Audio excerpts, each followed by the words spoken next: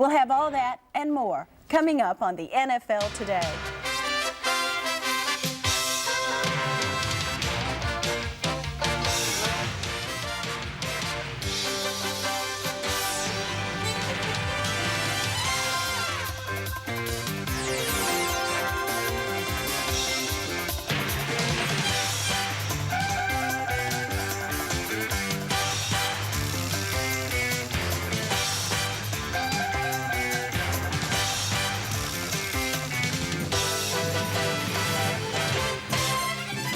The NFL Today.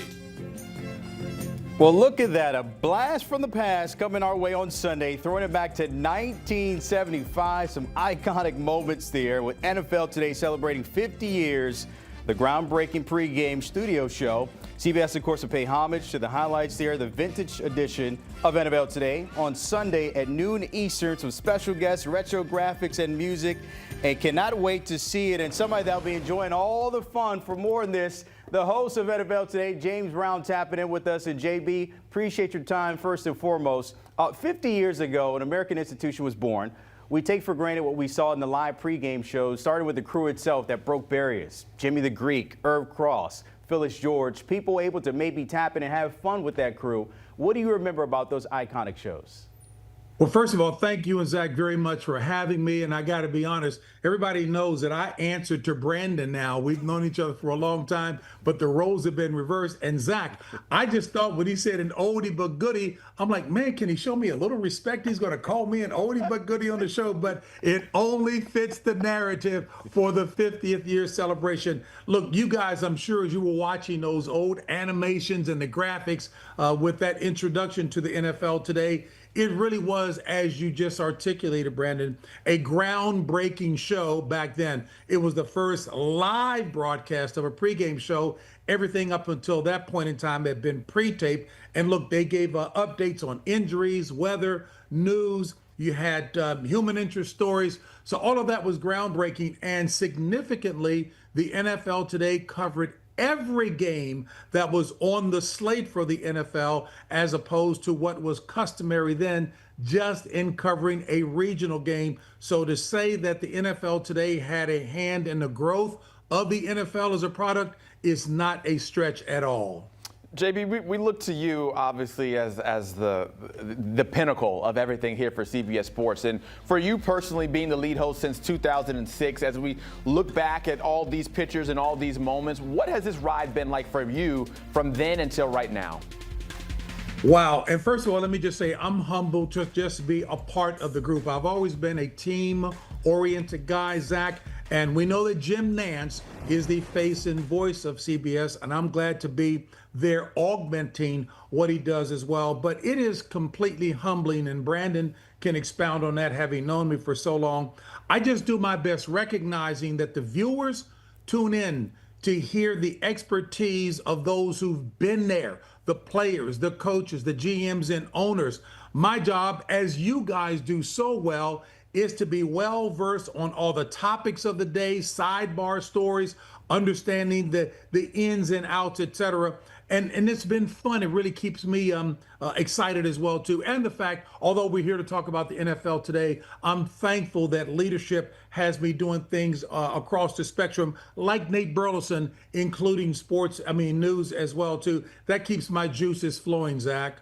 Speaking of the excitement here, JB, when it comes to the best thing that's going to happen Sunday, we get a return of Brent Musburger. You'll get a chance to co-host with him in that show. First, how fun will that be? And do you guys have anything special we could expect?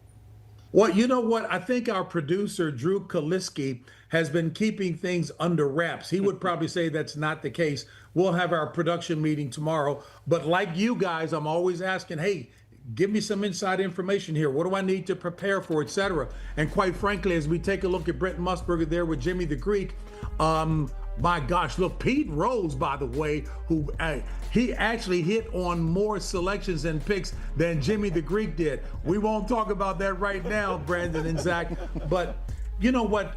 I'm just hoping that Brent will have fun coming back to see what he's created. He is the consummate studio host. I had a chance to work with him for several years. He is on top of it. He's an old newspaper guy, so he understands the value of news and insight. He asks all the right questions. And let me tell you, at 87 years of age, he is still as sharp as a tack. So if he wants me to sit to the side while he takes the lead, Brandon and Zach, I'm okay with that. Yeah, JB, it's just so great to be able to chat with you and then see the pictures that go along with everything, because over 50 years we've seen just how pregame shows have changed, and then taking the show on the road like you guys did last year, being such a big part of going and being a part of the fans and everything and being in the atmospheres. What have you noticed about the progression of these pregame shows as things used to be and as they are now? Well, I think you two on the show that you do there at CBS Sports HQ really represents that. You know, it is a personality-driven venue.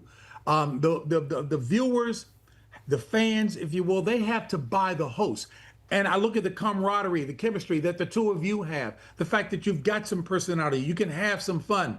When you have players, coaches, and GMs, etc. on, they trust you guys. They know that you're sharp, you're on top of your information.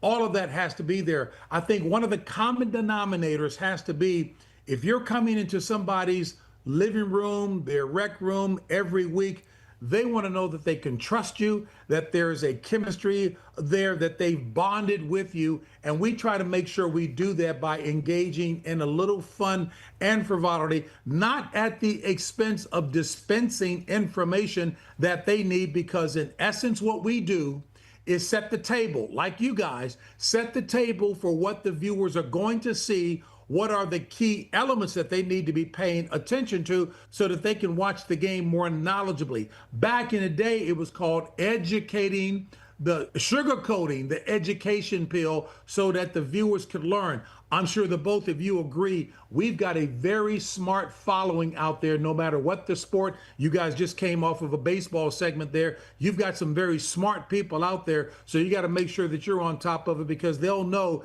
if you're not really up to it. Does that make sense, Zach? Complete, for sure. Absolutely. And look, as you mentioned, they love the content. They will love the graphics, the throwback graphics to 1975, the old school song. We just played that at the top.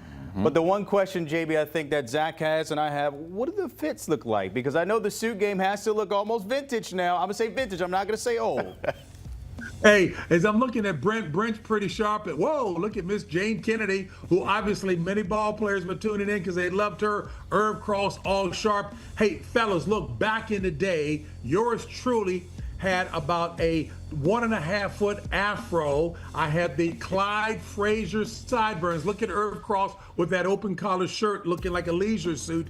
I could not find the suit that I wore back in the day because Brandon and Zach, there's no question I could only get one arm in that suit today, but I did get a pinstripe suit. They're getting me some old school shoes, but if they've got the afro and the sideburns that match, I'm gonna rock those as well as I can. JB, you know that Nate's going to bring it with his fit. So, like, if you need anything, they gave us some hats over here with the old school CBS Sports logo with the yellow on it right there. If you want to put this on as well to help out the ensemble for you, feel free. I'll show it for you right there, you know, in case you want that in your wardrobe moving forward for Sunday. But who do you think will have the best look? If it's not you, who will it be? Oh, no. You just mentioned it. First of all, send that hat to my colleague, Bailey Connect from the CBS Sports Communications Department. She'll get me that. Hey, look, we don't even try to compete. Your boy Nate covers the range and spectrum of style and fashion as well as anybody. Now, when I got married, my wife saw some lime-colored snakeskin shoes in the closet, and she asked me, where do you think you're wearing those? I said, hey, I got these down at Freedman's in Atlanta. These shoes are it. She said, you're not wearing those shoes with me. So I had them dyed black. I wore them to an event. And after the event, when I went out front of the atrium there to wait for the car to be brought around and it was raining, all of a sudden people behind me are laughing. I was wondering why. I looked down and the black dye was running off of the shoes. So my wife then took those two shoes. They're now planters in the backyard. So Zach, there's no question Nate will be rocking it. Wouldn't be surprised if he pulled up to the studio in a 1975 Cadillac Coupe de Ville convertible. I tell you what, JB, I expect them to come looking like Goldie from the Mac. That's what I expect from Nate. So feel free, if that's your style too. I want to see that Sunday as well. Hey, and you know what? And let me not half step. Matt Ryan is going to have a shirt that will blow you away. Bill Cowher may well have a mustache rocking with, because Bill is really fashion conscious. So I think the four of us will represent well. Beautiful, beautiful. As always, James Brown, appreciate your time and can't wait to see you Sunday at noon Eastern on CBS, the 50-year anniversary of NFL Today. Look at that, even the throwback graphic for you guys. As I mentioned, noon Eastern, the fellas taking us back in time. 50-year anniversary on CBS and Paramount Plus.